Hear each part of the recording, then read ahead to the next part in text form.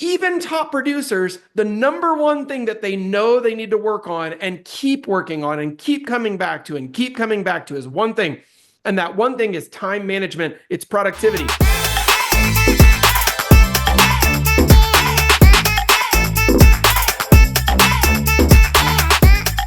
Hey everyone, welcome to the community with eXp Realty. We are so excited you're joining us today. And I am so pumped about today's content because it's going to be life-changing for many of you. And I really believe in what we're covering today as one of the things that unlocks your future. It unlocks your ability to reach your potential, right? Go ahead and hit me up, and I'll start. I'm going to hit me in the chat. Hit me up with a me in the chat if you do not feel like you have reached your potential yet. All right? Say me in the chat. If you don't feel like you've reached your potential, you've got something bigger to offer yet in your life, you're not done growing, you're not done contributing, you're not done with what you've got to do here on earth. Yeah, me, baby, me, Tammy, Tyler, Stephanie, Joanne, Emily, Amy, Jeff. That's me. Anyway, that's awesome, guys. Tammy, thank you. I love all the E's on that me. I feel that way sometimes too. Delete it. That's incredible. And by the way, that's not beating yourself up, to simply acknowledge that there's not a ceiling pushing your head down, right? That's an incredible opportunity to keep growing. One of the areas where I know for Lexi and I, as we've worked with a lot of top coaching clients, people who are incredible producers already doing insane things. And thank you. We've got a lot of people still kicking them out. Novo, thank you. Kiki, Luba, absolutely. Delita. And so guess what though? Even top producers, the number one thing that they know they need to work on and keep working on and keep coming back to and keep coming back to is one thing. And that one thing is time management. It's productivity. Because why? What's the one resource you can never make more of? You can make more money, right? You can always go get some more money. That's fine. But can you make more time in your life, right? How many people have 24 hours a day in their day? Yeah, last I checked, that one applies to all of us. I see some hands going up. Those are the people who are still conscious. We're only a couple minutes into the call, guys. You can't be unconscious yet. All right. So guess what? If you've got 24 hours in a day, if you've got 365 days in a year or 366 on a leap year, right? Guess what? You're the same as everybody. You're the same as everybody. But isn't that interesting? Because you look at some people and you go, how are they achieving that much? And they got the same daggum time I've got, right? And then you tell yourself a story, right? Well, they've got a ton of money. That must be it. They've got it. Why do they have a ton of money? Because they're good at this thing, not because they started with the money and then went and bought their time, by the way. They started with the time and the time bought them the wealth. That's what happened. So we're going to cover that today. And I'm going to give you, this is not your this ain't your grandma's time management, like show up early, stay late. It's not that. We're not going to do it in some old school way. I'm going to give you some really modern, what I believe are bleeding edge ideas about how to tackle this category. And this is stuff I am working on all the time. Why? Because I am envious of freedom. Right? That's what we all really want. What are you working toward? Freedom, the ability to do whatever the hell you want, whenever you want to do it, with whomever you want to do it, as much as you want. That's what you want. Freedom, success. That is your truth. And work is an exchange where we try to buy things that for us are emblems of freedom, right? If somebody buys a boat, that boat means something to them. It might be a symbol of success. It might be a symbol of I worked hard. It might be I earned it. It might be whatever it is, whatever it means for that person. I don't like the earned it one, but that's just me, because I don't believe we're entitled to things. But what I do believe is that at the end of the day, if you took money out of the equation, you could just have whatever you wanted and do whatever you want. You would have some truth to your freedom that might look different than your truth right now. So the exchange needs to be valuable. This is all I'm saying. What is he even talking about? It means make your time make more money, right? We can call it an effort in to dollars out equation. And if your effort is high and your dollars are low, you're doing it wrong, right? But I'm working so hard. How much money did you make? None. Okay, well then stop volunteering for whatever you're doing right now, because that's horrible. So what we're covering today is master your time. And I'm going to literally do 17 of these productivity hacks. And this is not just stuff that's, kind of regurgitated from someone else and I'm now baby burden it to you. This is stuff that I use on a regular basis that truly works, right? So if you're looking for stuff that's actually going to change the game, truly improve your stance and your position, that's incredible. And I love that. By the way, for my other leaders who are on the call, please keep an eye on the chat because I am not the way that I'm set up here with two monitors. I'm not able to see it very well. So just keep an eye. If you guys have questions, feel free to just interrupt me. That's great. But I'm going to rip, and we're going to cover a lot of territory today, and I'm going to encourage you. Here's always my encouragement. By the way, speaking of time management, you're about to spend 90 minutes doing this. First off, don't delude yourself and believe that multitasking is a thing. It's absolute bullshit. You cannot do that. So if you're sitting there and you're like, I'm going to knock out these emails, just go ahead and log off the call and go knock out your emails. This isn't important enough. Or be here and master this category. And I promise you, I will get you way more than 90 minutes back from this exchange. Okay. So you give me 90 right now. I'm going to give you a lot more of your life back than 90 minutes. So you're going to get way more out of this than you're going to spend. All right. So who the heck is this guy? That's a cool picture Lexi just took of me recently when we were hiking here in New Mexico. A growth leader with EXP, was an owner before that over at KW, co-founder here at the community, real estate coach, business development stuff. Anyway, there's my email. And we're using some new cool synthwave elements. Everything's looking fun here inside the community. We've just kind of done a strategic rebrand, make everything a little bit more modern, a little bit more AI. Okay, so the very first thing we're going to cover is how do you start to put value on tasks? Value on tasks. When you start doing this, you start understanding what needs to be done. How many times have you finished a day, right? Nod with me if you've ever finished it. Hold on, I'm going to turn this off. Nod with me if you've ever finished a day, and at the end of the day, you've been like, I've been busy all day and I have no idea what I did. Yeah, I got people not like guilty as charged, right? Yeah, I've done it. That means you spent the entire day doing stuff that wasn't important, right? It doesn't matter, by the way, politically where you land on this. I thought that it was a little interesting as a thought exercise to be like, send me an email with the 5 things you did last week, right? But how many of you were like me, right? Where I was like, oh shit, like, I'm glad I didn't have to send that email, right? Like because you were busy, but the problem is busy versus what? Productive. Productive means you could actually identify high-level things that you accomplished in a given period of time. Those are called accomplishments, and accomplishments stack up and they equal the thing we're actually here for, which is called income. And if you think you're not here to make money, you're an idiot. I love you, but you're an idiot. Don't believe that. You're just deluding yourself. Like, well, I just love on people. Sure, but if they stopped paying you entirely, you'd be done in about 2-3 months, right? So at the end of the day, we're all here for money. And there's not a person on this call, I believe this in truth, there's not a person on this call, if I called you up and I'm like, hey, listen, I got an extra $1 million hanging around. Do you mind if I just send that to your bank account? No penalties, no expectation. That you'd be like, no, listen, I'm not in this for money. I don't need that million. You're crazy. Of course you would want it, right? All of us would. And it would mean something. You would buy freedom with it. You'd pay off your house. Maybe you'd do vacations. Maybe you're crazy and you'd do something stupid with it. But whatever, you would do something with that would mean something to you, right? So we're all here. Money means something. It's okay. By the way, money's not bad. I heard somebody say money's good for the good that it can do.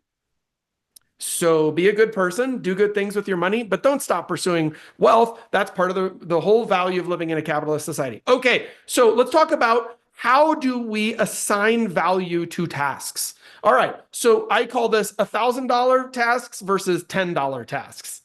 Right? We all know which ones these are. Really, I don't even feel like I need to read the rest of the slide or cover this in any much more depth, but I'm going to do it in case this is your first time. You're just joining us today. It's your first time being introduced to this kind of a topic. I'm going to let you know that there are tasks in your world and they pay. They pay either very well or they pay very poorly. So your calendar equals your bank account. If you're busy but broke, that means you're doing nothing but $10 tasks. Or you're doing $0 tasks, like watching Netflix, surfing, watching reels on Instagram of, puppies licking kittens or something. I don't know. And so guess what? Nobody's sending you a paycheck for that. So like if you're on the one hand going to grouse about how things aren't coming together, and on the other hand, you're going to waste an impossible amount of time in your life, then you're not earning the thing that you think that you deserve, which is called entitlement. Stop acting like a teenager. All right. So what do we do instead? We change our behavior. This is so easy. And what you do is you start writing out all of your tasks and you put them in your what? Calendar. You put them in your calendar and you decide when you will do them and you make them time bound. If something looks like it's going to take you 2 hours, give yourself 30 minutes to do it. See if you can just knock it out like as fast as possible. I'm talking fast, you guys. And here's the funny thing. All work expands to fill the time allotted. I'm going to repeat that. All work expands or contracts to fill the time allotted. So if you give yourself 5 hours to do something, you will spend all 5 hours doing that thing. If you give yourself 30 minutes, right? This is like the I'm going on vacation tomorrow diet. Has anyone ever had that diet where suddenly you're like He-Man or, She-Woman or whatever, and you're like, you destroy 3 weeks worth of work in an afternoon because you're going on vacation tomorrow and you don't want to take it with you, right? You know that one, right? Like, I'm going on vacation tomorrow. I got to finish this. And suddenly you're just productive like crazy. The wealthiest people that you know are that level of productive all the time. All the time. How do I get the energy for that? It's a muscle, guys. You just train it. Number 2, $1,000 tasks. These are selling, negotiating, pitching, and lead generation. Anything that moves your revenue needle, right? We call it moving the needle. Something that moves you closer to the end zone. Something that potentially gets you closer to dollars in a bank account is moving the revenue needle. And that's $1,000 tasks. And by the way, these numbers are meaningless. We're just trying to kind of help you to ideate. Versus a $10 task, checking your email, doing administrative work, paperwork, tweaking your marketing, redesigning your logo for the 94th time this week, right? Building a landing page that no one will ever see. Delegate, automate, or eliminate these tasks. Delegate and pass them off to someone else. These days, you could pass them off to AI. That's incredible, right? Automate, same deal. We know how to automate things. We have whole sessions on that. So learn how to do that in your world. And we're going to talk about some of those today, or eliminate them entirely. So a lot of tasks, by the way, that you do that you think are important, you could just stop doing entirely. And guess what? If you didn't make any money before by doing all that crap, there's a good chance if you stop doing all that crap, you still won't make any money. The question is, what are you going to do with all that time instead? Can everyone track that? It's not that stopping doing them is going to suddenly solve all your problems. Stopping doing them is going to give you your time back. And now you can ask better questions and get better answers. And the golden rule, if someone can do it 80% as well as you, hand it off, right? AI can do it 180% as well as you. So maybe hand it off to AI. And then your time is an investment. So track it like you track your money, right? Hopefully you do track your money. If you're not tracking your money, then you're probably not tracking your time. And there's your problem right there. Like, you can log off now. You're welcome. Okay. Let's keep going. Second one, speed is more important than perfection. And I know so many of you on this call, like personally, whoops. Oh, sorry guys. I know so many of you personally on this call. And I know some of you, this one is like painful to hear. Wait, speed is more important? Yes, speed is always going to be more important than perfection. There are people in this world who knock out unbelievably fast work and are destroying you in the bank account category right now.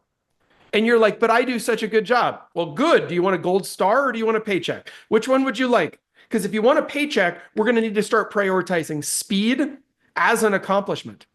Getting something done fast is good. And here's what's interesting about this. The faster you push yourself to accomplish tasks, the better you will get at doing those tasks at a faster speed. That's the secret. Okay. So check this out. Money loves speed. The faster you execute, the more you win. Overthinkers lose this game. And it is a game, guys. Here's how I know. Once you make a certain amount of money, you have to stay motivated. The only way to motivate past that point is to understand that there's a game of money and you get to play it. Before that, it's survival. Let's be honest, right? It feels like you're on like Alone, that TV show where everyone's dropped off in like the Canadian wilderness or something. And you're like, I got to get one deal or I'm not going to be able to like pay for bread, which by the way, how much does bread cost these days? So guess what? But once you reach that point and then pass it, it becomes the game. Decide in seconds. Look, if you're languishing over stupid or even important decisions, stop it. Just make a quick decision, execute. If that's wrong, execute again. Make a different decision. But don't languish on decision making. It's not that important. You want to believe it is. Name 10 decisions you made 10 years ago. Seriously, in your mind, name 10 decisions that were super life-changing that you made 10 years ago. You can't do it. Congratulations. Nothing that you're doing matters that much. You just try to believe it because it feels better for the brain. Done is better than perfect. Did you hear that one? Done is better than perfect. Well, once I can make that perfect, then I'll do it. Great. Enjoy your failure. That's not going to work, right? Thanks, Stephanie. Right? Stephanie felt that one. She's like, yeah. Right? And then guess what? Post it, send it, ship it, get it done. Every delay is costing you opportunity. And the last one, will this matter in 6 months? If not, move on. Stop worrying about it. All right, good. Next slide. Buy back your time. Buy back your time. Interesting. Time is an asset, guys. And there's a measurable ROI on your time. So we like to believe like, oh man, time it's not that important, right? But yes, it is. Your time is the most important thing. So your job isn't to do everything. Your job is to own the result. Did you hear that? Your job is not to do everything. Your job is to own the result. And the question is, what result are you actually trying to get to? And by the way, that should be a question that should be easily answered by like a second grader. This is not complicated. Well, I blah, blah, flowery verbiage. No. Do you want to get paid? That's easy. I want to get a check every month. Okay, great. I want to sell 2 houses every month. That's a result. It's measurable. It's defined. We can look at that. If everything that you're doing isn't moving you closer to that goal, it's probably moving you further away from it. Delegate anything below your pay grade. We used to say this a lot. People were resistant because it cost money. It doesn't have to cost money anymore. Well, I've got to write this beautiful marketing and AI could never write it as well as me. That was true in about the first 30 seconds of AI being in existence. It's no longer true. I don't know if you guys know this. AI's current IQ is above yours. I don't know who you are on this call, but I'm just going to let you know. Doesn't matter, right? It's above yours. And the highest IQ ever recorded, I think, in human history is like 220. AI is currently like 180. So I don't know, unless you're at like a 220. But here's the funny part. By the end of this year, AI's IQ, the way that we measure intelligence in a quantitative way, will be about 1,500. So about, like 10 times the average genius. Huh? Yeah, that's heavy. So if you think it can't do this very well, you wrong. All right. So think like a CEO. The richest people buy time, not things. The reason that wealthy people buy assets, right? Why am I buying assets? Because an asset represents cash flow, and cash flow actually represents what? Time. If I'm getting paid every single month off of an asset, I made a good decision on one time, but now I get paid for what? How long? Ever. How much time did that buy me back in my life? A lot. This is why wealthy people buy assets, because that asset represents their life. It is time that they now get to enjoy family. They get to go hang with their grandkids or their kids. They get to go play with their dog in a park and look at their bank account at the end of playing in the park and realize that they've already made money by just being there. That's what we're going to try and get to. All right. So if it doesn't generate revenue, someone else should be doing it, or it shouldn't be done. And then please, please, please, if you've never done this, I'm going to turn off my screen share on this one. A lot of you guys have probably never done this. Calculate your hourly wage, right? This is one of my very favorite exercises with agents. Like if I won't put anyone on the spot because it would be uncomfortable, right? But the question is always, what did you make last year? Right? Where I usually start in a coaching conversation is I'll say, how's it going? They're like, I'm so busy. I'm like, that's great. That's incredible. So tell me, like on an average day, how much do you work? They're like, I work 10 hours a day. Whoa, 10 hours a day. Let's do this exercise with this hypothetical person. And I'm going to show you how horrible this turns out for agents every single time. Okay, so you work 10 hours a day. How many days a week do you work? Well, I work 6 days a week because I'm a hard worker. Fantastic. Man, that's incredible. You are a hard worker. That's a 60-hour work week. And how many weeks a year? Well, I only take 1 week off a year. Man, so you work 51 weeks a year. That's 3,060 hours. That's incredible. 30-60, right? And how much did you make last year? Well, I made $84,000. Great. Let's divide that by the 3,060 hours that you worked. And that means you got paid $27 an hour. Not bad. Is that what you would like to be paid per hour? Because by the way, that's pre-tax. So times point, I don't know, 6.5, depends on where you live. So you're getting more like $17 an hour after tax. close to minimum wage. But then, of course, you've got business expenses. So maybe those represent 20% of your cost modeling. So you're probably making something more closer to $14 an hour. And this is why you feel like you're broke and you're working 6 days a week, 14 bucks an hour. You'd be better off to work on the interstate. I mean, building it.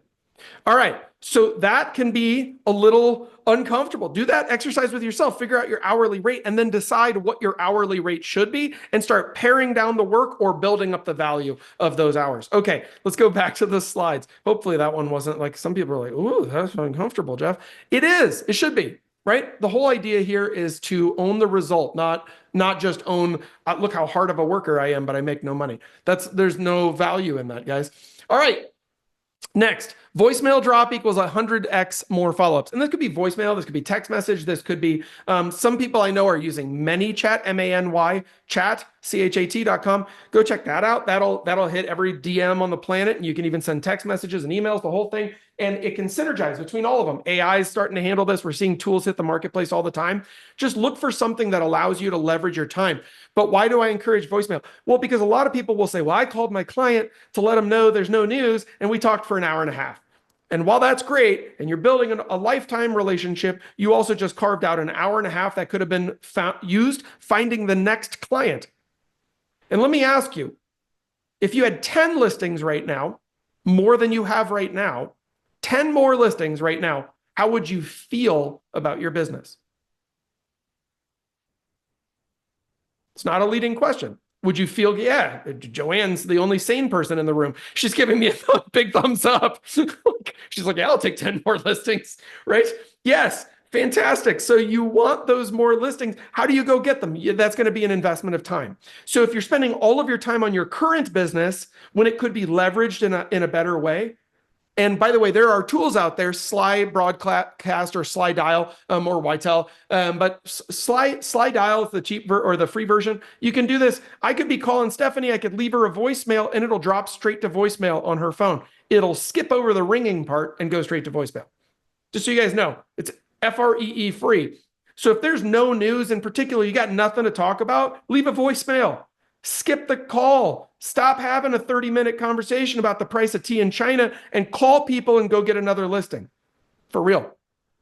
Pre-record your best follow-up message. You can do that in any of these software packages. Sounds personal. You know, you could have 10 of them so you could cycle through them. Hey, just want to let you know, a lot going on this week, but we haven't made any progress, no more showings, blah, blah, blah. How many times have we done that call? Unfortunately, it's a slow market. I don't need to have a 9-hour conversation about how nobody looked at your house last week on a listing. No one answers, that's fine. Follow-up will give you more deals. By the way, there was a research study that was done a number of years ago, and it showed that people say the fortunes in the follow-up. It showed that agents who follow up on the same lead flow do 10 times the revenue.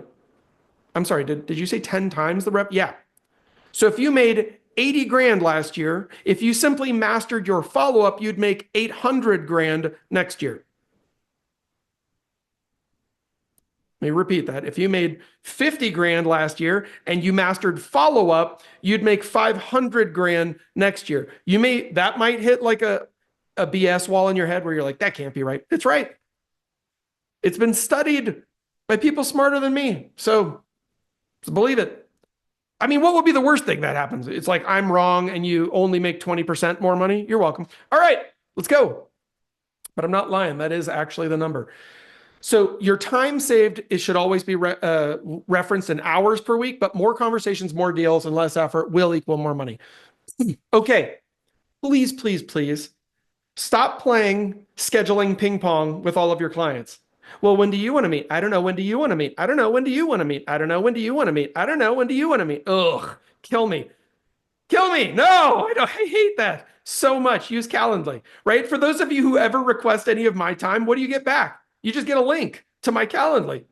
It's integrated. I can control my time. I can turn off days I'm spending with my family. If I have an afternoon event that I want to go to, or if I'm going to a hockey game with Lexi, guess what? I can just block that out in my calendar. But when you go, you can just pick a time that works for you. How cool is that? Calendly costs how much? Does anyone know?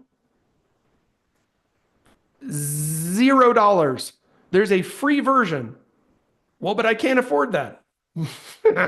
Then you got bigger problems than I thought, right? So guess what? $0. Now, I will say the upgraded version for whatever it is, 15, 16, 17 bucks a month, that will automatically send out text messages to your prospect to remind them to show up at stuff and give you some other options. So I might recommend that you do this, but I know agents, top agents right now, many of them, especially in the luxury space, who are using Calendly to allow their luxury clients or their, let's say, listing clients for any of us to simply schedule their listing appointment at a time that's convenient for them directly into their calendar.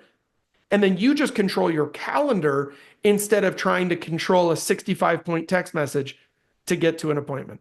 Terrible, right? It takes so much time. And I believe you'll save at least 5 hours a week. In fact, there's data on this. I'm not making these numbers up. I'm getting these numbers. So anyway, Calendly is great. Acuity, HubSpot, there's other ones, but I like Calendly. That's my favorite. Every email should have a booking link. Make it stupid easy for people to schedule with you. Book a time with Amy, right? I see Amy Legaspino on here. What's up, Amy? Guess what? Book a time with Amy. That should be a button at the bottom of your email. They click it, it just goes to your Calendly. Easy. Easy. You can text it out, auto confirm and remind. These softwares will do that for you. You have to set them up. It takes minutes, guys. This is not hard. Set bookable hours. You get to control your calendar and then save a bunch of time. All right.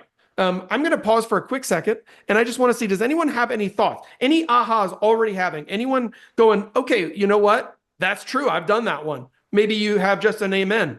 We have a question. Do it. Question. Oh, me. Okay, so how do you, if you do the Calendly link, how do you stop your most neediest, terrible people booking all of your time, and then your good, valuable people Don't have any time left on your calendar. don't get to see you? Well, that's why I've blocked you from using my Calendly, Joanne, is because, no, I'm just kidding. Calendar. Now I can't reach you. it. Bet he's booked all the time. What the hell? Well, so first off, at any point in time, you could technically change your Calendly link. I wouldn't do it that way. You can block a person, so it just won't appear for them on all these softwares. That's a bit violent. But what I've done, and by the way, this has happened even in downline growth. I've had people who just want to book a call, and we're not getting anything done. They're not making any progress. They're just looking for, I don't even know. It's not even free coaching, because coaching should end in an action, but it's just like just wanting to chat. And so then we just have to have an honest conversation. Hey, listen, I'm excited to meet with you. I love you. I want to support you. And there's a lot of people who need my time. And I believe that we can make more progress if we set up some actionable things in between. Now, if it's a client, right? Let's say it's a listing client and they just want to talk and talk and talk. And I'll say, hey, listen, I'm very excited to talk with you. Let's set our time to once a week. I'd like to set up a recurring meeting with you so that we know that we're going to touch base. And throughout the week, feel free to send me any messages of things that we should talk about in that call. And then when we need to talk, we will. Now, I will say, if something's an emergency, let me know, right? But then, guys, guess what? There's always going to be somebody, and you've probably had a million of these clients. You've done so much business, both of you gals, right? So there's always going to be that one person where you have to kind of come in and go, listen, I love you, but I can't spend all my time with you because right now I'm having to avoid other clients, and some of them need me. And as much as I want to talk about, that you had your cat's toenails trimmed, it's unfortunately I have to work during the day, right? So it's just whatever. And at some point somebody may be like, well, but I just want a best friend. And you can be like, that's great. Then we're not working together anymore. I've fired a client before. So sometimes that's just what it is. I think if you're always shooting for abundance and maximizing your time, things will sort themselves out and you'll get rid of stuff that's time wasters. But when you start being clear with the universe that your time is valuable, here's what's interesting. People will stop wasting your time. When your time has no value, and it's obvious that your time has no value because you'll talk about whatever and you'll hang out for as long as you want, then people will treat you that way, right? Stop stabbing us in the heart like this, Jeff. Well, it's a hard one to accept, but it is true. Guess who doesn't have, think about this. Do you have a lawyer, either of you? Have an attorney? Do you just call them up to talk about, soccer game that you watched last weekend or what color you painted your toenails? No. Why? Because their time is valuable. How do you know? They charge you for it. Do a lot. Right? And so you don't call them up to do that kind of crap. When people believe that you have value, they stop treating like you don't. So your job is actually, that's your first sales pitch, is helping people to understand that you have a lot of value. When you have a lot of value, guess what? They'll compensate you more. You won't have a hard time with commission objections, because they will look at you and go, you're worth it. But also they will stop wasting your time, right? There's building a relationship is one thing, right? There's some early, like some of you have seen, actually, I'm going to talk with Tyler here in a second. Some of you have seen Tyler talk about this. He'll build a relationship. That's not a waste of time. There's a difference between that though, and understanding that somebody's just lonely and now they're coming to you for therapy, right? At a certain point, you may have to start distancing from that. And it just depends. If that person becomes a powerful referral source, then you have to start reevaluating. But anyway, hopefully that helps. Tyler, what's going on, my man? Are you there? Hey, I am. Awesome. What's up? Joanne's question brought up, prompted into my brain. So I started working on my calendar like a week ago. And all I've done as I'm about to start pushing it out is making very clear titles and designations for what each appointment is, and referring everything else to be kind of like when you call the pharmacy. It's like, hey, this is the pharmacy. If you're dying or bleeding right now, please hang up and call 911. So just kind of deferring over on everything else, please feel free to text or email me so that it's on my task list. But having this 30 minutes is specifically for this and only this, and just making it very clear. I love that. Those time frames are for.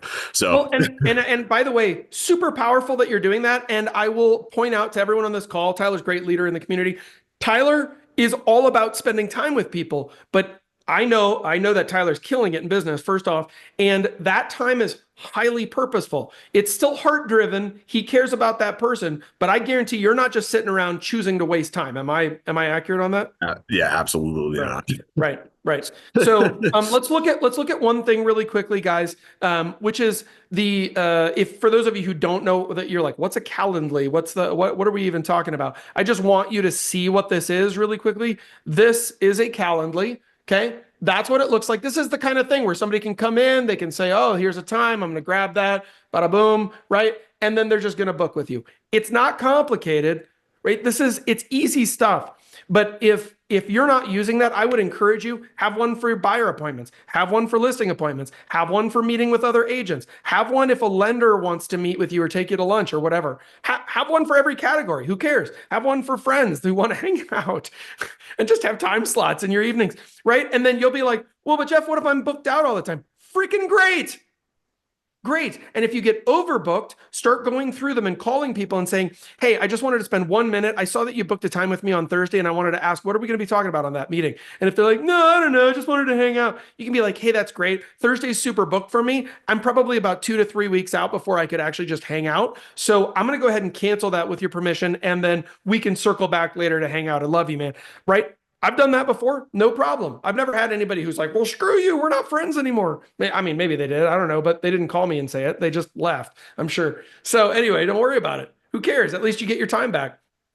They weren't a friend anyway. Just kidding.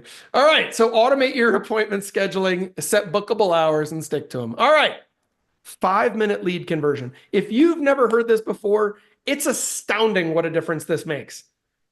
I cannot believe the number of real estate agents who do not answer their phones or get back to people when they've missed a call or received a text message or received a DM or received a lead inquiry or whatever. They're just like, nah, I don't know. Hopefully they'll work with me. How, dude, how? Why would they ever work with you? You don't get back to them. It's the number one value of you is that you are a person, not a website. If they wanted to work with a website, they'd already be obligated to another agent because they would have registered on a what? Website and then been assigned to a what? Agent. So if they're trying to get a hold of you, that is gold. And you have 5 minutes to get a 95% conversion rate. At 6 minutes, it drops off by like 40%. By 10 minutes, you're down in the 5% conversion rate. Why? Because you haven't gotten back to them. Getting back to somebody, by the way, could be as simple as sending a text message. So you know how your phone allows you to send that, like, sorry, tied up, can you text? Come up with one that's better than that. Hi, your call is so valuable to me. I'm meeting with another client and I would absolutely love to speak with you. Could I give you a call back as soon as I'm done with them? Right? Something that makes them sound like a deep priority, and then send that one when you miss a call and you don't know who it is. Just send a text, right? What you're trying to prompt is to put the ball back in their court and give yourself some time. So speed equals deals, right? Everyone needs to be hit back within 5 minutes. You can automate a lot of this stuff, so don't worry about it. Leads will go cold fast, right? We've all gotten a lead and then you try and call them 3 hours later because you were, I don't know, picking your nose. And then guess what? Now they're not answering your call. Well, why not? They wanted to, yeah, because it's their prerogative. Stop feeling bad about it. Next time, answer your phone. Use auto text follow-ups. Look, if you can't call, an instant text, and this is what we were talking about before, will get them feeling like they're a priority. The verbiage of that text matters. It can't just be, I'll call you back. Not good enough. Make it awesome. Think about yourself as your own like director of wow, right? You are the person whose job it is to wow your clients. And I'll call you back. Text message ain't a wow text message. A wow text message is, thank you so much for your call. Every client is a deep priority to me. I'm in a meeting with another client right now, but I would love to speak with you. Could I give you a call back immediately once this meeting is done? Something like that. And you ask that question, people will be like, wow, yes, of course.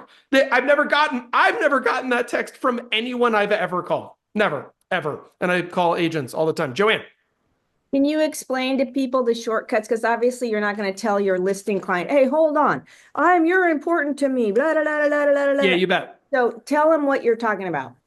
Well, on your phone, first off, there are these, you can set, whether you're using Android or iPhone, you can set those responses that come up at the bottom. You get to choose what those are. So I would think one for current clients, right?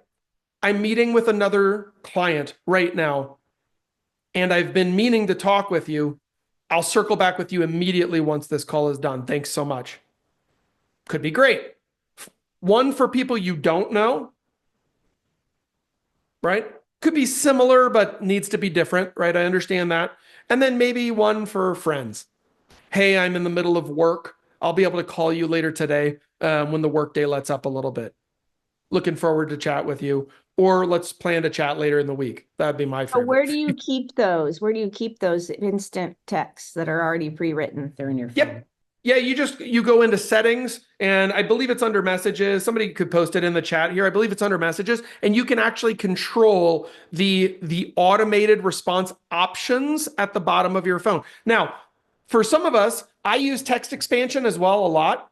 So text expansion or text replacement is very important for you to learn how to use. And this would allow you to just say, like for me, if I'm welcoming someone to the community, for instance, I just type www, right? Or maybe it's 4 W's, can never remember. I just keep going until it expands. But it's just a bunch of W's. It's my welcome W message. So that's how I remember it. It's the first letter a bunch of times. And then guess what? It expands into like this long paragraph. It's just like, hey, welcome. Super excited to have you here. Zabba, zabba, zabba, zabba. All the crap I want to say, but I don't want to type it every single time. Why? Because why would I? I wrote it once perfectly. Now I can just recycle it infinitely. That's so much better. So that's what I do, Joanne. And there's so many different resources you can use for this. If you're using a smart number, you could have automated responses. But for me personally, I'm talking straight from your text messages, your actual cell phone. I use my actual cell phone all the time, guys. And I manage it super well, no problem. Right? I also ride multiple inboxes, and all my inboxes are inbox 0, meaning I have no unread messages and everything is categorized. We're going to talk about that today too. Weirdo. Right. Yeah, thank you. All right. So which one were we on? 5-minute lead conversion. Good. Sell before you show. And I don't mean showings like doing a showing with a buyer. I mean, before you show up. Before you show up, the other person should be pre-sold, or not even pre-sold, but at least pre-qualified, let's call it. And you're like, pre-qualified, all my buyers. No, that's not what I'm talking about. In traditional sales, there's what's called a sales qualified lead. Let's just pretend for a second that you were a lender and a person sends you a text message and they say, hi, I've heard you're a great lender. I have a credit score of 12. I have $1.43 in my bank account. I'm in bankruptcy. I'm foreclosing on my house and I'm in prison. Is that a sales qualified lead? I'm giving you an extreme example so you can understand that the answer is obviously not. Meaning you couldn't sell to them if you friggin' wanted to. It doesn't matter how great you are. So stop being like, I've got a lead. That you don't have a lead. That's a piece of trash. Leave it in the trash can. So what you want to do is start to, and not the person, by the way, the person's delightful. I'm sure they're a wonderful person, but some people can't buy what you're selling. Guess what? I am not going to go buy a Maserati. So guess what? I'm not a sales qualified lead. And if they talk to me, they'd understand that. It's not my values. It's not, I'm not going to pay $1 trillion a month on a car payment or go sink a bunch of cash into a depreciating asset, right? Like, I'm not interested. I'm not. Sell before you show. So stop being a tour guide. That's not your job. Your job is to make money in real estate, which means you have to find people who are actually going to do what? Buy or sell. That's all you're compensated for, last I checked. So if they can't do either of those things, don't fool yourself into being busy. Well, I'll meet with them. What if they know someone? Yeah, they know other people just like them, right? So skip that lunch, go to lunch with someone else. Ask the hard questions up front. Are you ready to buy if we find the right home today? It's not an inappropriate question. If we can cover everything on the call or in our appointment, is there anything else that would be in your way for actually listing your home? No. Or I'm going to meet with 4 other agents. Great. I want to know that information. Set expectations. By the way, buyers who commit up, this has been handled a lot by the NAR stuff recently because now we all have buyer appointments, right? But buyer appointments is your opportunity to actually set some expectations with a buyer. On average, my buyers see roughly 5 homes before they write an offer. And we believe that that's because we're doing such an excellent job of curating properties up front. And we would also love for you to do the following things. When you know that a house is in your top category, we want you to go ahead and drive by that home. Many times that's enough for you to know it's not the right home for you. So we're going to have you do that before we, impose on the seller and open the door. Those types of things, when you set those expectations up front, it's not offensive. It's when you're correcting clients for things later on that they didn't realize they were stepping out of the boundaries. Well, you should have looked at it. Yeah, come on. They didn't know what but set up the rules of the game from the beginning. They'll play the game. And if they won't commit or they're not serious, move on. You can save 10 hours a week just doing that. Okay, this next one's going to hurt a little bit for all of us because this is one of the biggest. This is like an addiction in the United States in particular, probably globally, but this is called the no scroll rule. No scroll rule. Yikes. What does that mean? Well, look, social media is a business tool. It's not entertainment. It can be entertainment. Don't get me wrong. It can be the most profound form of entertainment on the planet, so much so that it's like going into an opium den and choosing to die in there. It's awful. So social media can suck you in and then ruin your life. So choose to use it as a business tool and understand the power that it has for that. Or at least at a bare minimum, figure out when your allowable scroll time is. Post, engage, and then get off the device. Scrolling is time drain, especially during your productivity hours, guys. Cannot be happening. Don't let yourself look, if you're looking at reels of some kid skateboarding or some bird kissing a giraffe or whatever it is, doesn't matter, right? Somebody farting on a news blooper. I'm just telling you, none of that stuff pays your bills. So you've got to choose productivity. Turn off your notifications on that and then batch create content. If you've not been doing this, this is an incredible hack. But you can, if you have a page manager on Facebook, Instagram, etc., you can just go, and there's been a lot of platforms for this. The oldest one I think was Hootsuite. There's a bunch of these though now. I think even ManyChat will do this now. There's a lot of them, but just go ask ChatGPT. If I wanted to batch create content, what does that mean? You could create the next 30 days of all of your social media content in 1 2-hour time block using AI to help you write everything and create all the graphics. And at the end of those 2 hours, you could have the next 30, 60, 90 days worth of social media content pre-planned, pre-scheduled, and ready to deploy. But not even ready to deploy. If you're using your page manager, guess what? You can schedule it so that it gets deployed. This is one of my favorite things. Lexi and I met multiple times. We travel a lot. And so we've been traveling. I remember when we were in Paris and Prague and this kind of stuff. So we're overseas, right? We're sleeping when everyone else is in America's awake. Vice versa. Guess what? that whole time we had social media content going out. There was stuff happening. Just looks like we're working our buns off. But guess what? We weren't. We pre-scheduled all of that deployable content so that stuff was happening, kept us relevant in the algorithms. And in the meantime, guess what we could do? Leave our phones where? In the hotel room, like whatever. We didn't need them. Live that life. Learn how to do that. All right. So that's the no scroll rule. AI writes and you edit. Holy moly, you got to start getting on the bus with this. You might think, well, AI, is that really going to stick?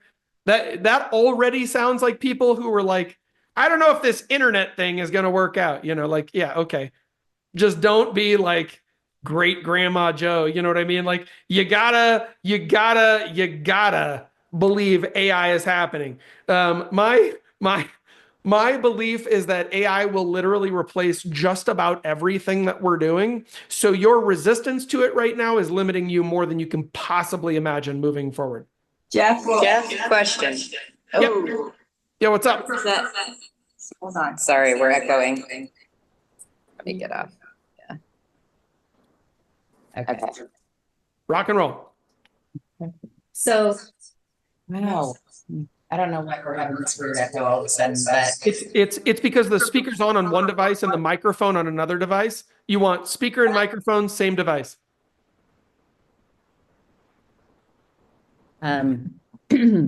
So for me, I understand, I can talk to Chat GPT and say, hey, write this listing, right? But I want to get past that and have it literally jump into Canva or a PowerPoint and do the work. How do we go from this basic talk to it, have it just deliver us information to actually putting it in a format and doing the work? Sure. Well, so first off, let's kill this. So first off, AI comes in a bunch of different platforms right now. And thank you, Tammy Ellison, for anyone who doesn't know, awesome agent. And so guess what? The answer is there isn't a clear answer right now. But the longer answer is ChatGPT can do that on the most upgraded format right now, which is $200 a month, which some people are like, $200? I'm like, it's $2,400 a year for the best assistant you've ever had.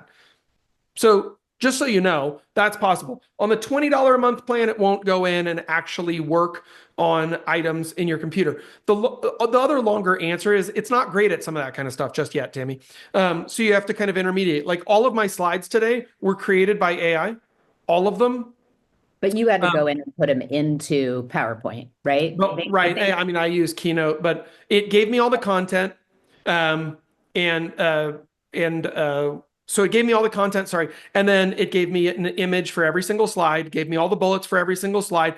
I had a quick conversation with it, which by the way, I just spoke natural language, told it what I was looking to do, told it what objectives and kind of in the general tone that I wanted. And I said, I really want this to be bleeding edge. I don't want it, right? So look, literally, I just want to be transparent, guys. Did it speed me up? Yeah, it made it possible for me to create a full slide deck in probably, I don't know, 30, 35 minutes, something like that. So why do you like Keynote? Because you don't have to have a Microsoft subscription to have. I mean, I have Google Workspace, so I could use Slides, which is the same thing. It's Excel. But I like Keynote. I don't know, because I've been using it for years. I'm a Mac purist. That's probably part of it. Okay.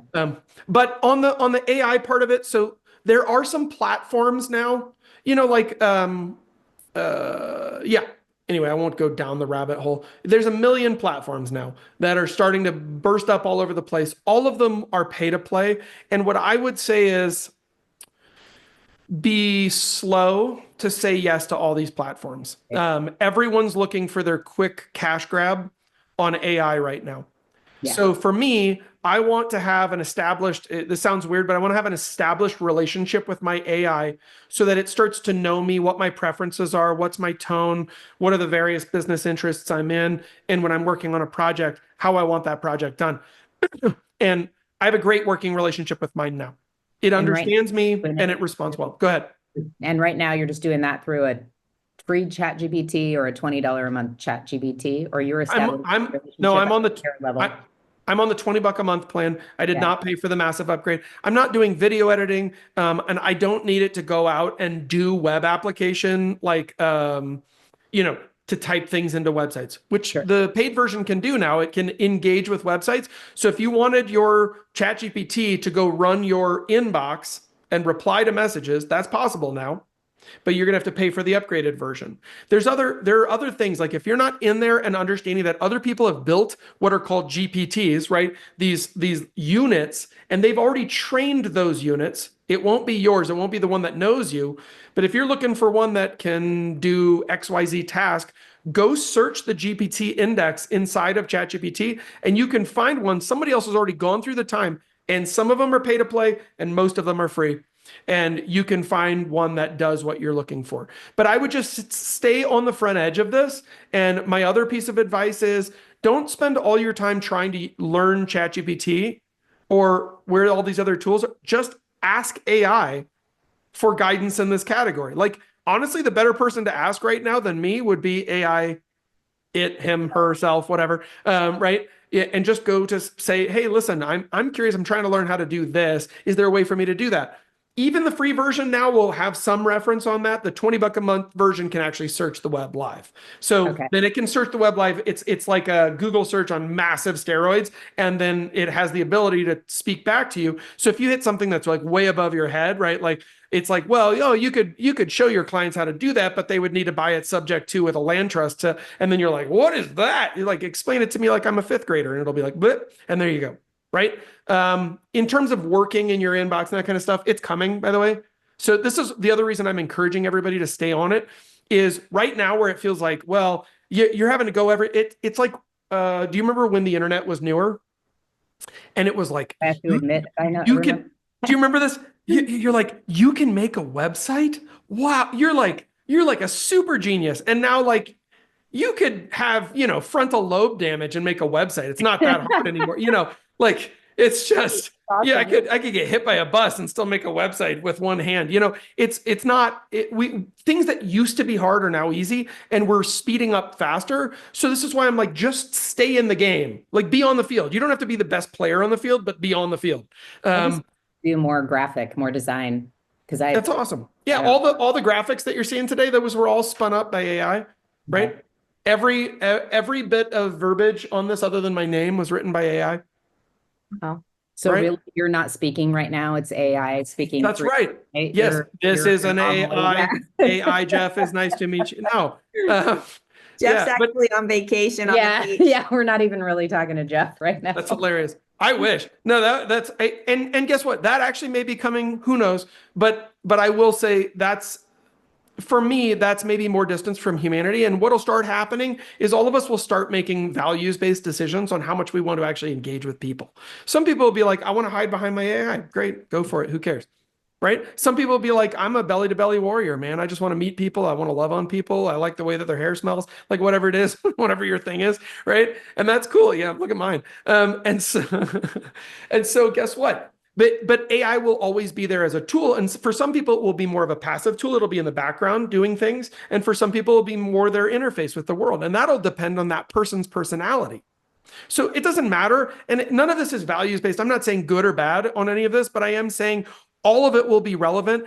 And what I can tell you right now is I can get done in a day, in a week, what I used to get done in several months, which is bananas. It's empowered us to work on multiple things all the time. So I think it's a really, really, really big deal, and you got to stay relevant in the space. Okay, hopefully that helps a lot of folks. Let's get back into these. I know I said 17. Gosh, I don't know why I do this. So I have to just keep running through a presentation, but it's good. It makes me happy. All right. This is the 2-minute rule on steroids. For those of you who have heard Jake Rockwell speak on here before, Jake has a rule that if it takes 2 minutes or less, or 3 minutes, I don't remember if he does the 2 or the 3 minute rule, doesn't matter, same idea, that you do it now. That's the whole idea, right? And so guess what? In this category though, that means if it takes less than 2 minutes, you just do it now. No, I'll do it later. Let me put that on my list, right? And then your list just ends up being the thing that you use to beat yourself with at the end of the day so that you can just develop a nice sense of self-loathing and then lose sleep before tomorrow. No, just do it right now, right? Or eliminate it. If you're like, well, this would only take me 2 minutes, but it's stupid and it doesn't need to be done at all, then eliminate. But if it's like this email would take me 10 seconds to respond to. Don't choose to do that later. You're polluting your mind. Do it immediately, carve it off, keep moving. Okay, if it takes longer and someone else can do it, delegate it. If you can only do it, or only you, excuse me, can do it, then guess what? Spend 2 minutes setting it up. Even if it takes longer, that'll remove friction for later. And then please, please, please start task batching. Batching tasks simply means instead of I'll do an email now and then I'll respond to a text message and then I'll do my social media and then I got to call that client and then I got to do some more paperwork and then I'll do some more social media and then I'll check one more email and then no. Check all of your emails, go to inbox 0. Done. Next task. This will help you clear out all of your like I'm sitting here and I have multiple displays and all this kind of stuff. I can see I have text messages coming in. I have some notifications on emails. I'm not reading them, but I can see it's happening. So after this, I have a time block where I will go through and I'll clear everything out again. It's not a big deal, but for me, that just represents a task block. And then I will batch those tasks. So inbox 0 next, DM 0 next, etc. Okay. Good. So this can save a ton of time. If you're not doing this, I believe this could be representative of like 10 hours a week, 520 hours a year of loss for you. All right. This is a hot topic. I know a lot of people get frustrated on this one.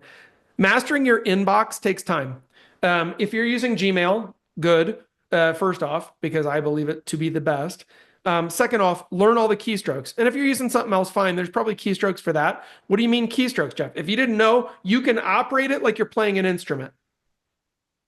It's not all like click, drag, drop, and you're doing this all day long with your finger, right? When I'm checking my inbox, it's like select,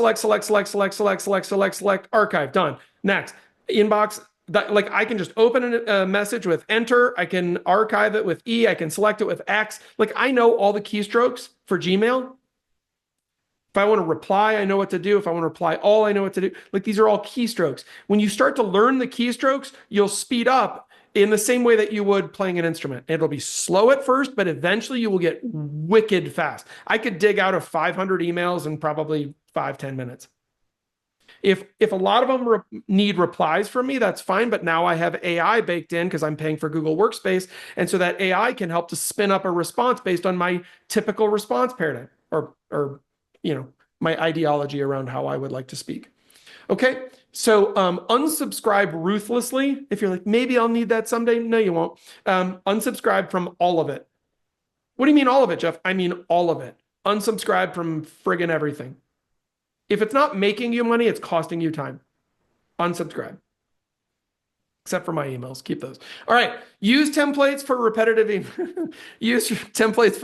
emails. Save responses for common questions and then send in seconds. What does that mean? It means that you can template your responses. If you didn't know this, that's awesome. But you can have templated responses. You can just choose the templated response and send it. It could be a mile long. I looked at that yesterday and I couldn't find it, so I gave up. Well, I bet ChatGPT could help you find it right now. So turn off your email notifications. Love you, Joanne. Turn off your email notifications and then check your inbox 2 to 3 times a day. Now, I'm guilty. I said I've gotten some notifications, so clearly I've not done that one, but I will say on my phone, they're off. On my desktop, I leave them on because generally when I'm sitting at my desktop, I'm in work mode and I'd like to just have a general tally. But here's the thing I don't do. I don't jump. If I'm in the middle of a task, I don't see that I get an email and then immediately go to that. I don't do that. I just wait and then I check my email 3 times a day. So that's going to save you a ton of time. Next, the 3-hour workday formula. 3-hour workday? What in the world? Yeah, sure. I mean, let's shoot for something, right? Stop patting yourself on the back for how much you work. Start patting yourself on the back for how much you make and how little you work. If you've got that equation wrong, start getting it in balance. Little adjustments at a time. Block 3 hours a day for your most high value tasks. So here's what they are, by the way. And these are mine. I believe in these. Number 1, at least an hour. I've done 2. That tends to be my preference, or that you absorb the follow-up hour into your lead gen hour. And lead gen is different for everybody. Some of you are hearing cold calling in your head and you're like having a nervous breakdown. Here's what I'll tell you. Lead generation means whatever it means for you. But if you don't have a way to go out and create new business, you better start to master this category because the world's changing and it's changing fast. So get out in front of it. Here's the thing I'll tell you about AI. If any of you are feeling depressed in that category, I'm going to make you feel better. AI is changing the game for literally everyone on earth. Everyone, simultaneously. So people who used to be absolute dominant master, like fourth degree wizards of like business are suddenly like, yep, not really sure how to operate in this new paradigm. And guess what? Same exact roadblock for you. But the beauty is if you master getting over that, everyone has stopped at the same roadblock. The people who run past it suddenly are going to be the people who are the new leaders. So this is a sudden moment where people who are nobodies can turn into people who are somebodies overnight. That could be you. If it's you, I will bless you. I want you to go have that opportunity, but do not leave this in the distance or think that AI doesn't deserve your attention. And if I feel like I'm pressing hard on this category, it's because it deserves your attention. So what you're saying is that all of the big wig producers that can afford to pay an assistant $30 an hour, and I can't, I don't need to have that assistant because AI could be my assistant for free, which would put me on the same level as them, even though I can't afford the assistant. Yeah, in fact, you could have ideologically, you could have 50 assistants. Cool. And eventually what's coming, by the way, is the ability to develop standalone bots that do individual categories of business and to have a manager bot that manages all of their behaviors and then reports back to you once a day. And I'm working on this with my own stuff right now. Crazy. So and guess what? If you're like, how do I do that? Go ask AI how to do that. The funny thing about this particular thing is there's people waiting around right now going, I wish I had some person to tell me how to do this. And every time I hear that, I'm like, ugh, you don't get it. Like it'll tell you how to do what you need to do. Just say, hey, here's what I want to do. How do I do it? And it'll be like, here's how. So you don't need a coach. Guess what? It's baked into the ecosystem. So just go start using it and ask great questions. And don't, by the way, there used to be this thing when AI first happened. Does everyone remember like people were selling prompt books? Like I wrote 10,000 prompts for real estate. That's the dumbest thing that ever happened. I'm sorry if you bought one. I did too. Guess what though? You don't need one. You just talk to it like it's the smartest person on the planet and it's going to be really nice and it's going to help you. But if you don't do this, here's the thing I'll tell you. 98% of people, is my belief, are not using this at all or at least not effectively. You got maybe 1-2% of the population using AI in any meaningful way. Lexi just posted in the chat here. She even used AI to design her huge garden. And we have a huge garden here, massive. And it did everything. It told her where to plant everything. She's like, I've got 6 rows. They're this long. I live in this area. What do I do? And talk about a plan. Holy moly. She's going to be like a master gardener after this. It's going to be incredible. Why? Because you can use it for everything.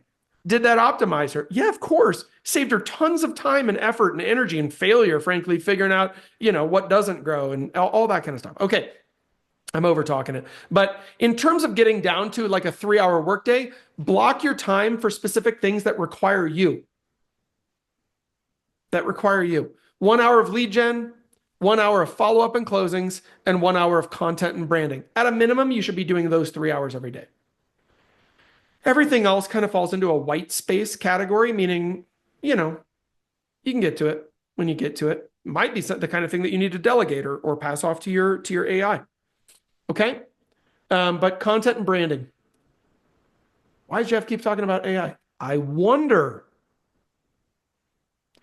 One call, one close. All right, this is another classic mistake. Everyone's trying to be so nice, they forget to close. They forget that they're in sales. In fact, I'll say many times to agents, so like, how would you rank yourself as a salesperson? Well, I'm not a salesperson. I just love on people. Great. How's that working out? Well, if you closed nothing last month, it's not working too well. So start being a salesperson would be my recommendation. I identify as a salesperson, right? And I identify as a closer. Meaning if I have a lead on the line, I'm going to put it this way. If you're going fishing and you get a fish on the hook, do you just want to enjoy the fish being on the hook? Just let it swim around with that in its mouth, right? And you're like, no, but I just want to be friends with the fish. I'm just going to let it hang out in the water and suffer. No, pull that bad boy out, carve it up, stick it on the fire, and let's have some dinner. We're camping, right? We're not starting a social hour in the river. So guess what? Same deal here. If you get a lead on the hook, pull it out of the water, get a signed freaking contract, and go make some money. That's what you're in the business of. If you're sitting around waiting, I don't know what you're waiting for. Nobody else is going to do this for you. So you got to close. Let's talk about it. All right. So never leave a call or a meeting without a decision. Well, listen, let me think about that. That sounds great. How about this? I'm going to go ahead and give you a call back on Thursday at 2 p.m. and we can talk about it then. There should be enough time for you to run it past your husband and kind of iron out any other things. And in the meantime, if you have any questions, let me know. Sound good? That's a close. I've just closed for our next appointment. Is it a perfect close? No, because I didn't close for business. I'd prefer you actually be a little bit more direct. Is there anything else that we could cover today that would allow you to make this decision right now instead of feeling like you need to wait? That would be a right now close called isolating the objection. Okay, push for the next step now. And I say push, that doesn't mean be pushy. You can do this with kindness and care and compassion. But by the way, just so you know, most people on the planet have a really hard time making decisions. And part of your job honor and responsibility as a salesperson is to help get them over the hump. It's really hard sometimes to make decisions. And so you think you're doing them a favor by giving them infinite amount of time and decisions and options and all this other stuff. And options are great, but giving them infinite time is not. I live with one of the greatest closers on the planet. Lexi, if you guys don't know, she's one of the greatest closers on the planet. Nobody ever feels like she has them in a headlock, ever.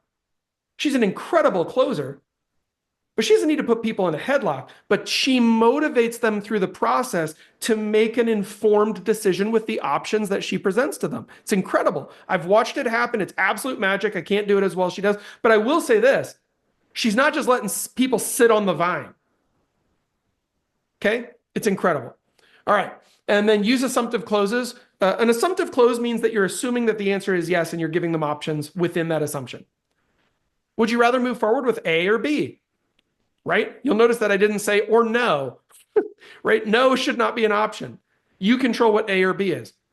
Now, would you rather us go ahead and get the house on the market immediately, like next week, or would you rather wait until next month when you guys are thinking about getting a little closer to moving? We can go ahead and get the paperwork done today, of course. That's an assumptive close. It's not rude. I'm just offering you some opportunity, right? And then follow-up is not your business model. I want you to know this. Follow-up is not a business plan. Like, yes, turn on your follow-up game, but you should still be trying to close every time, guys. If you're just like, well, I'll follow up until they finally like accidentally do business with me, that's a differentiator in the marketplace. People who close 5 times do something like 500 times the amount of business. It's absurd. I've seen the stats move all over the place. So that's why I'm just telling you, I don't know the exact numbers on this, but go look it up. Holy guacamole. Here's what I'll tell you. If you're not closing, you're probably losing a ton of business. You hear somebody behind you, you're sitting at a restaurant, they're like, yeah, we might buy a house in 3 months. You hand them a business card and then politely scooter off into the bathroom, to cry because you're so embarrassed. Like, no, that's not going to work. Sit down, have a conversation, join them at the table, pick up their dinner. Like, I don't care, right? But just start closing immediately. Start studying some Zig Ziglar, some Jim Rohn, all the classics when it comes to sales, and you will move yourself forward a lot. Pre-written everything, stop rewriting the same stuff. If you've got emails that you send all the time, they're basically the same, then they should be exactly the same. Have a template. Lexi's classic for this. If you've ever watched Ultimate Listing Plan, she's got right after she takes a listing appointment, she sends the same email with a couple of data points that have been adjusted, right? But it's templated. Takes her very little time now to be able to do that. When she first wrote it, it was painstaking to make sure that it was perfect. Once she knew she had it nailed, she didn't need to write it every time. Now it's a template, right? So that's great for contracts. It's great for proposals. All this stuff should be templated and as automated as you possibly can. Use text expanders. We talked about that earlier, Joanne and I, right? Where we were saying you can literally just type, like I have a bunch of keystrokes that I never type my email address anymore. If I type EE, the letter EE on my phone and hit spacebar, it expands into my email. If I type TCC, that expands into thecommunitycenter.com. Why? Because that takes a long time to type and I don't want to type it. So anything that you're typing all the time that takes time, start using text expansion. You'll save yourself an incredible amount of time. Common objections, responses, and please systemize. I say onboarding. This is when you get a new client. What happens? Well, I don't know. I treat everyone like they're a snowflake. Okay, well that is horrific. Can you imagine it? Like honestly, if that was like Morgan Stanley, like if you start putting in big business terms, you'll understand it. Morgan Stanley, you're like, well, what do you do when you take on a new investment client? They're like, I don't know. We just kind of rub their back and we try to do the very best that we can. Okay, well, I will be working with someone else because that sounds horrifying. I want you to have a system and a process if you're working with me. That makes me trust you in the first place, right? So guess what? Your clients want you to have a system and a process. That's why they're going to trust you.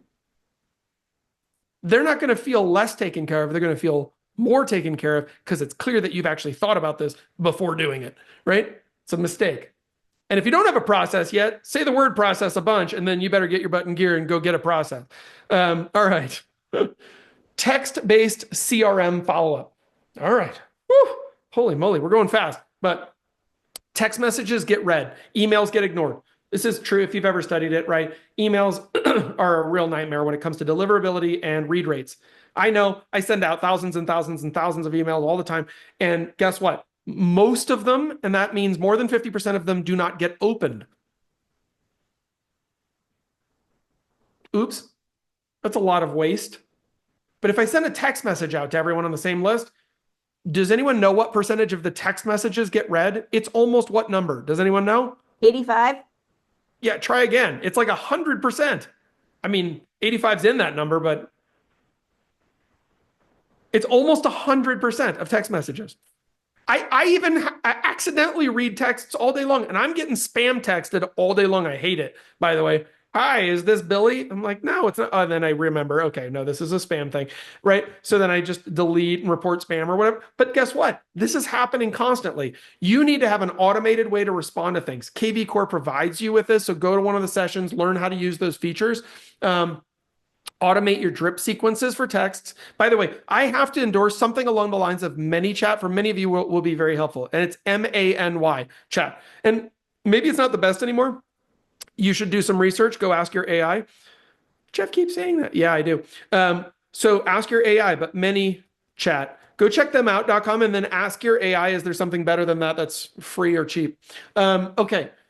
But that's going to allow you to send out automated responses between channels. So somebody sends you a direct message on Facebook, but they get a response as a text message. Holy moly, and an email and a voicemail. Huh? Yeah.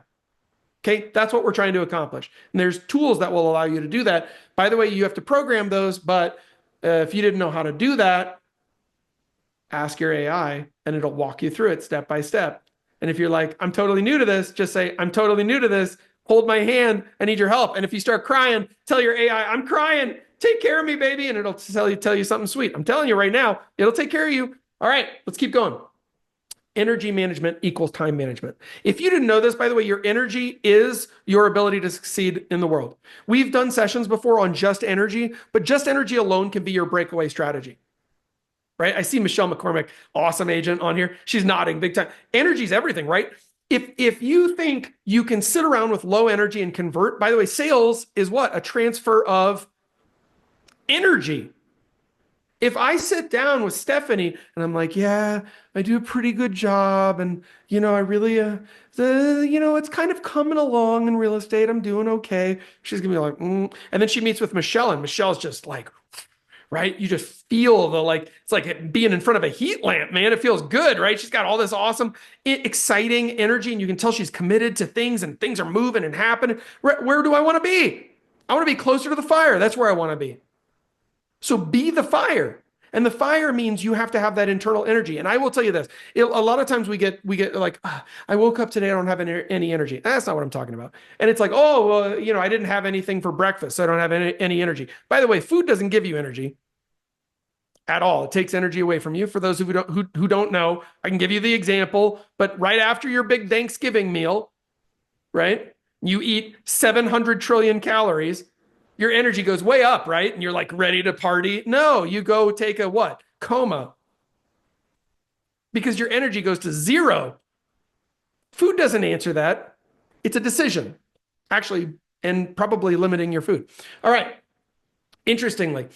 All right, so energy management is time management, and we're going to talk about this really briefly, but I just want to give you some ideas on this. Track when you are the most productive. Some people wake up and that's their most productive time of day. Some people organically have like an afternoon bump where and a lot of this has to do with your hormone levels. It has to do probably with your age, has a lot to do with just your temperament or how you grew up or whatever. I don't really care, but figure out when you hit your productivity bump and do the hardest stuff then, and particularly your sales calls when you're the sharpest. Because you owe it to your clients to give them the best version of you. That would be my perspective on this. If you're giving your clients the like sleepy version of you, you're not gonna do very well with that, right? So, and also guess what? Just fake it. If you don't have it, I'm just gonna tell you right now, just fake it and it'll start to become real for you. Just choose to have, ask yourself the question, what would it look like if I had like borderline absurd levels of energy? Then great, fake it for a whole day and see how you feel. The answer is exhausted, and then do it again the next day. And then do that for 3 months, and then call me and tell me how your life has changed in every single way. I'll give you my phone number. All right, schedule your deep work during peak energy hours. No distractions, by the way. Close the door, lock the door. The house is burning down. Turn off the fire alarm. I don't care. I'm just saying, no distractions. Stay in flow, get in state, do the things that matter. And then batch your low energy tasks. Emails, paperwork, social media, blah, blah, blah. All the stuff that requires 1/9,000,000th of your brain. Fine, do that stuff, but put it in a batch and do it in your lower energy hours, right? And then please, please, please focus on getting enough sleep, nutrition, and movement, right? Lexi and I take a 2-mile walk every day with our dogs. It's a non-negotiable. And it's really about the dogs, but it's great for us. We do our gratitudes while we're out. We talk to each other. We kind of debrief on the day. We'll share kind of our takeaways, ahas. Many times we'll also do, what are we manifesting? What are we working on? We'll talk through all of this. It's very purposeful, by the way. Jeff, you don't need therapy when you do that stuff. Yeah, Jeff, Joanne. I want to take this opportunity to thank you for always bringing the energy, because I'm sure you don't wake up like this every Wednesday morning ready to just pour yourself out to us, but you always do it, and I applaud you and I thank you. You're awesome. Well, thank you first off for recognizing that. And full transparency, no, I don't. Right? Many times I wake up and I'm like, right? I wake up, one eye's glued to the other eye. I'm like, I don't even know what happened. I slept too hard. Try to stand up. The pillow's stuck to my face because I drooled while I was asleep. I'm not, right? Like, I'm not always put together, guys. And I'm not claiming to know everything, but I will tell you this stuff matters. And every single time, and I believe this to be true, I've talked to a lot of you on a regular basis. And I think all of you would say, because I know how consistent I try to be on this for myself, that I show up for you with maximum energy every time. I see a lot of heads bobbing. Absolutely. Thank you. Yeah. So here's what I'll say. How does that, can you imagine really quickly? And I just want to set this example. You're welcome, by the way, but I want to set this example. Can you imagine if you called me and I was like, hey, how you doing? Yeah, I'm just kind of having a down day. And you'd be like, oh, that's weird. Like, you might feel compassion for me, but if that started happening too many times, 2 things would happen. 1, it would change your perspective of me. And 2, you would call me less often. Now, put it in the frame of you and all of your clients. If they call you and your energy, your persona is unpredictable, or you tell them all about your bad day that you're having, or I'm just feeling like, guess what? They're not going to like you anymore. Because you're inconsistent. They're not trying to be friends with you. They need you to be professional. If I call my CPA, he better have rainbows shooting out of his butt every time I call. Why? Because I'm paying him for that privilege. And I don't care if he's having a bad day. I don't need to know about it. I got my own problems. I don't need yours. I'm paying you to take care of some of my problems, right? Like, don't give me yours. It's a one-way street is what I'm saying, okay? So always be the light for your clients and they will love you. And by the way, here's the other ancillary benefit. Ancillary means side. The other side benefit to that is it just starts to become you. You just start showing up for everybody big all the time and you start having this energy and then you feel good. And that feeling good starts to become more of a permanent state instead of an accident where it's like, well, I wonder if I'm going to have a good day or a bad day today. Yeah, that's a choice. Stop being an elementary school kid, right? Like, honestly, this is just a choice. You just choose to have a great day and then it'll be awesome. All right, let's keep going. Thank you for that, Joanne. It means a lot to me to hear that. I appreciate you. All right. Future you wins the game. We've talked about this category before, but future you is this idea that you exist not just now, but also tomorrow. You exist a month from now. You exist a year from now. And so provided that that is true, which it usually is going to be true, right? Then future you is going to appreciate things that current you does. What does that mean? Well, end today by setting you up for a win tomorrow. Oh, that sounds cool. Yeah. What could that mean? I got 30 minutes. It's the end of my day. I really want to watch one more episode of, I don't even know what a show is anymore, like baking morons or something, right? So like, okay, fantastic. Don't do that and clear your inbox. So tomorrow when you wake up and you show up at your office and you sit down, you go, oh, dude, 0 emails. I'm a rock star. How good does that feel? That's better than a cup of coffee.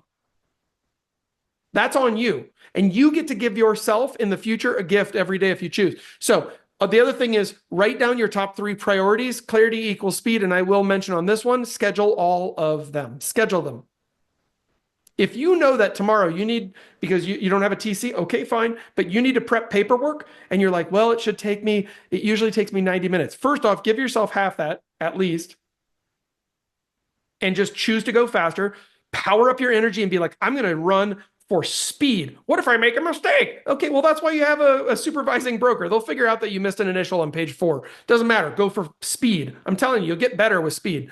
And then lay out everything that you need for tomorrow, all of your clothing. If you want to do that. I don't do that, I'll be honest, but I know some people who do. But I wear like the same dang thing every day. Right? Because I'm on Zoom calls. Like right now I have sweatpants on. I'm not fancy, guys, right? Just letting you know, I have no shoes on right now. The shirt probably doesn't smell right. Like who knows? Doesn't matter. But if you're going to an appointment, guess what? Then you need to plan for that. I would say if you need to have a pressed shirt tomorrow, fantastic. Press it today. It just helps you out in the future and your life will be a constant reward structure. It's going to feel great.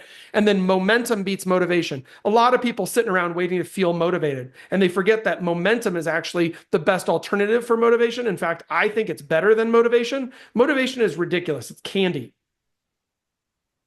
Well, once I feel motivated, then I'll do something. Really? Why don't you just do something and then you'll feel motivated? That's my perspective. So momentum means I did something and it stimulated me. I did another something and then that stimulated me more. And now I can't stop doing things, right? Has anyone ever gotten addicted to going to the gym? How does that happen? It's momentum. Those people aren't motivated. They weren't like sitting there as, like I used to be probably about 60 pounds bigger than I am right now. I used to be able to say 85. I'm up a little bit right now, but I used to be about 60 pounds bigger, right? When I was big fat fatty Jeff, guess what? I didn't suddenly get super motivated and then choose to go work out and start fasting. Guess what? I just was like, I'm going to do one thing and then I'm going to do one more thing and then I'm going to do one more thing. And then what started to happen is people would say, hey, you're looking good. Plus I felt better. Didn't feel like I was going to have a stroke every time I went up a staircase. That was nice. So guess what? At a certain point, you just make decisions and then those decisions lead to better outcomes and those outcomes produce the motivation you're looking for. It will not show up like a train in a train station. Okay. So these are the things that you're going to want to focus on as you move forward. And I will say, focusing on sometimes it's like, well, I don't have the time to focus on getting my time back. That's the most hilarious thing I've ever heard in my life. But if you don't have the time to focus on your time, that's the problem. And the solution is focusing on your time. So stop working 6 days a week, 10 hours a day, doing a 60-hour work week, and then wondering why you're not able to pay your bills. Guess what? There are people right now in this world who work 2-3 hours a week and are making 10 times what you made last year, or 20 or 50 or 100 times what you made last year. So it's not about how hard you work. That's a myth. And it's probably a myth that's going to get more and more mythy as time goes on because of the ways that we've just fully democratized work and knowledge. And I'm talking about AI again. So this is where your ability to really think on your business, not in your business, is going to matter a lot. Does everyone know the difference between those two things? I hope. Got a couple heads nodding. Okay, this is the last thing I'm going to cover today. And this one we're going to cover slightly differently. We're going to do this with hold on, how do you do it, Jeff? Of course, Zoom moves everything around on me, guys. I apologize. There's my whiteboard. All right, check it out. So, new whiteboard. So, on your business versus in your business. So, here's your business. All right. And then let's just draw a circle around this bad boy. Give ourselves a nice little perspective for that. Okay. So, on my business means I'm thinking about the things that affect my business. That could be planning. It could be research, right? It could be research. It could be, it could be automation, AI. It could be, let's call it delegation. And there's probably a lot of other options that go in here. In your business, this is on, your business is out here. Are we all understanding? I hope. On, out here. Bold. All right, there we go. And then guess what? In is where? In here. So in your business, what would be in your business? Like doing paperwork, Yeah. right? Talking to your clients. Yeah. Showing property. Absolutely. Showing property. So, and we can make this list a lot longer. We all understand kind of. So this is your business. In your business means you're doing things in the business as a, let's call it an employee. Even if you're self-employed, you are employed by you. Out here, these are the boss level behaviors. And when I say boss level, I don't mean like be a boss babe or whatever. Like this is just like literally, if you were the boss of your business, you would be choosing how the business worked. You would be making decisions that impact marketing or long deployment schedules, or understanding how the metrics are, looking at the KPIs, making a business plan. It's not just noodling around. It still needs to produce revenue, but it's making changes. And so you want to make sure that you are spending time in the on the business activities as well as the in the business. And the on the business stuff should be to make the in the business stuff happen faster, more productively, so that this can produce revenue at a quicker pace. And then you're always circling back, looking at it, optimizing, making changes, and then redeploying. But that redeployment should always be based on decisions coming out of your observations. I did X, it made a difference, and now I'm going to do more of X. Or I did Y and it harmed me, so I'll never do that again. Or I'll delegate it or something, right? So we're going to make decisions on our business in the on the business category. In the business, guess what? You can do this in your life. This is exciting. Do you notice yourself getting emotional a lot, right? I've been there before. Emotion, by the way, could be anger. I used to throw plates. Like that was my thing. Whatever. I'm kind of a strong personality, right? So I used to not have control over that part of myself. So it's like, and I'm just like, I didn't know how to process all that. Why? It's because I was in the what? Emotion. If I just zoomed out a little bit, been on the emotion, looked at myself like I was a third party and been like, how should Jeff respond to this category or this situation? How would he like to be perceived? How would he like to move forward in life? And then let's just deploy that ideology here, even though the emotion that I'm experiencing might be full-blown rage. Could I present as something else and then just start to pattern that response so that I learn a new emotional reality? That, by the way, that's what high-level like mindset coaching is about. So it's the same thing for your business. You can do it with your mind. You can do it with your relationship. If you have a relationship with another person, whether it be a spouse or a friend, could be a partner, could be a whatever. Right? It doesn't have to be intimate or romantic, but it could be. But with that person, whoever that person is that you're thinking of right now, you can be in the relationship. Well, we had a fight and I'm mad. Okay, that's in the relationship. On the relationship would mean you take an elevated position in your mind to say, let me look at this from outside. Let me try and figure out how they're feeling. Let me try and figure out how the perfect two people would actually talk to each other, knowing full and well I can't control the other person. And then you can make different decisions based on that new information. And does that weaken your response? No, it might change it significantly, however, which might make you have better relationships. So anyway, I'll end on that. You guys are awesome. Thank you everyone for being here today. This is absolutely my pleasure and thrill to be able to spend time with the community. Yeah. And we will have another amazing session coming to you next week. Thanks again. We'll talk to you guys soon. Thanks, Jeff. That was great. Thank you. Really good. Okay.